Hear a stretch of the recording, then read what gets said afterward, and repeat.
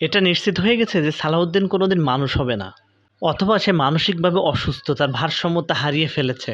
তা নাহলে এমন নির্লজ্জের মতো কথা কিভাবে বলতে পারে? একটা দল যখন তাদের নেতাকর্মী কোনো অপকর্ম করে শুধুমাত্র তাকে বহিষ্কার করে দায় মুক্তি নিতে চায়, এটা কিভাবে সম্ভব? তাদের পরিশুদ্ধ করার জন্য দলের মধ্যে কি কাজই বা তারা করেন? চাঁদাবাজি তো তাদের দলের জন্যই করে। তাহলে কি করে নির্লজ্জের মতো এই কথা বলতে পারলেন যে বিএনপির উপর দায় চাপানো নোংরা রাজনীতির চর্চা হচ্ছে, ব্যবস্থা নেওয়ার পরেও? কি ব্যবস্থা? শুধু তাকে বহিষ্কার করলে ব্যবস্থা হয়ে গেল? এতদিন যাদের পুষেছেন, খাইয়েছেন, পরিয়েছেন, তাদের চাঁদাবাজির টাকায় নিজেদের পকেট গরম করেছেন, আর এখন বলছেন দায় নেবেন না? বাপ সন্তানকে জন্ম দেওয়ার পরে যদি ত্যায্য পুত্র করেন, তারপরেও কিছু দায় থেকে যায়। আর আপনারা যদি এটা না নিতে চান, না নেন, না নেওয়ার মতো করে নিজেদের তৈরি না করেন, তাহলে অবশ্যই বাংলাদেশে মানুষ আপনাদের ত্যায্য করবে। তাই পাগলের প্রলাপ না বকে মানসিক ভারসাম্যতার পরীক্ষা করান। পাগল দিয়ে আর যাই হোক রাজনীতি হয় না।